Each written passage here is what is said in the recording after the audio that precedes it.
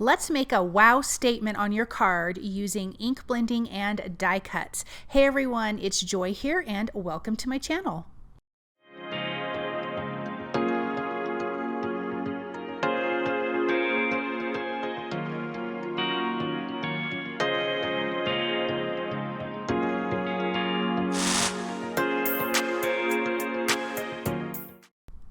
Okay, I am using brand new Pretty Pink Posh products. I am using the Fringe Present dies. I love this, you guys. It turns out so cute when we do our ink blending. Then I have the Let's Party shadow dies, and we're also going to be using the Cascading Stars stencil for our card today. So I have die cut the Fringe Present dies. This is the largest one. And so we're going to kind of make this wow statement with our card with doing some really easy ink blending on our background. But what I want to do for each one of these layers on this Fringe Present die is alternate the colors. So I am using 3 colors of Distress Oxide ink. I'm using Dried Marigold, Kitsch Flamingo, and Salvaged Patina. So that's the order I started off with. So this is the biggest layer. This is the bottom part of our Fringe Present. Now we're going to go to the next size up, and I am going to switch the order.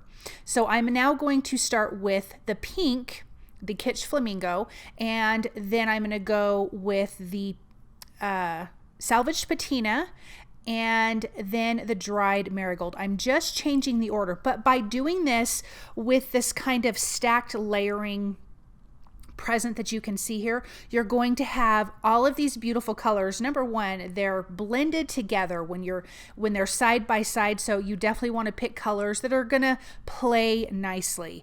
Now I do have to line up the Salvaged Patina and the Dried Marigold here, so I'm trying not to overlap too much because I don't want that to get muddy, but it works perfectly. But definitely that is something you need to think about.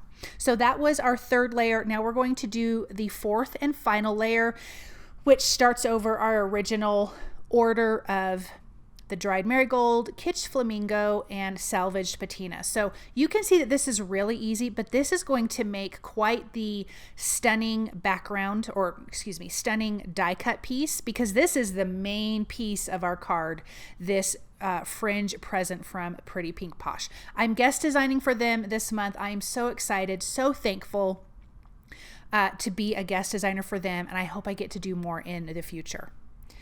So I'm just kind of lining these up and kind of seeing how this looks, if I need to do any more ink blending, but look at how pretty that looks. Now I am going to do some splatter on the background. I have them in my splatter box. I will be using Distress Spritz in Fossilized Amber, but I'm not going to spritz it. I shook it up really good. I'm taking the lid off and I'm splattering. I like the big splatter pieces on this, and this is going to give a nice shimmery gold look, which I love gold, so this is my favorite. Then I'm going to set that aside to dry. Let's work on our background. This is an A2 size card, which measures 4¼ by 5½. I have some mint tape there that's going to hold my stencil in place. And I'm going to use Squeezed Lemonade Distress Oxide ink to ink blend the Cascading Stars stencil across the background. It moved around a little bit, so let me line that back up. And then I'm going to keep the stencil in place when I'm done ink blending. Put this in my splatter box, and now I'm actually going to spritz with my Distress Spritz Fossilized Amber. I want to have a little bit of shimmer on those stars, so I definitely want to keep my stencil in place. So let me get that going. Let me put that in my splatter box. I just needed to move some things out of the way, and then I'm going to shake that up really good, and I'm going to do a light spritzing over the background. You can leave your stencil on and let it dry. You can kind of wipe your stencil off, like tap it to get the excess off before you remove it. But I wasn't worried if some of it bled a little bit because most of it's going to be covered up. But now we have some pretty shimmer to our stars. Let's work on the top part of our present. This is the rectangle. I'm doing Kitsch Flamingo for the lid of our present. And then I'm also bringing in picked raspberry to just add some darker areas to the edges. I like that kind of look where you have a darker and a lighter area, especially when I'm ink blending. I love it when I'm coloring. I just think you can get that look no matter what medium you're working with. Then I'm going to work on that bow, and I am using the Salvaged Patina, and then I'm going to use Peacock feathers to add the darker areas. So I'm going to lightly ink blend this again with that Salvaged Patina and my blender brush. And then I opted to use a smaller detail brush to add that peacock feather. So I'm not going to necessarily do all of the outside. I'm going to work from the center out and then a little bit on the tails of those bows. So let me just get that going here. I had to go grab my little detail brush. So I'm going to start there in the center, and then on the bow itself just kind of work out, leaving the outside edges a bit lighter. Then I'm going to come down on those little tails and just add some darker areas there. So you can just kind of ink blend however you want. Using different types of brushes, different sizes of brushes is very, very helpful when you want to do different techniques with your ink blending. Let me add a little bit more on those tails here. And then that is finished. Now we have our die cuts from the Let's Party shadow dies.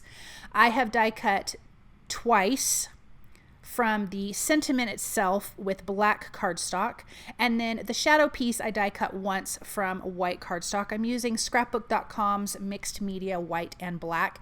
It's a really thick cardstock, which I personally love, especially for standalone die cuts.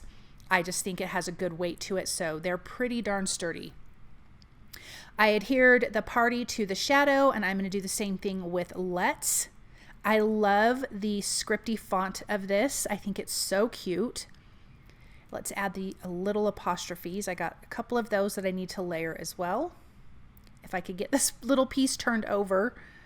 Sometimes they're just so little and they don't want to cooperate. So let me add that last one. And now we have our sentiment. So now we can start putting our card together.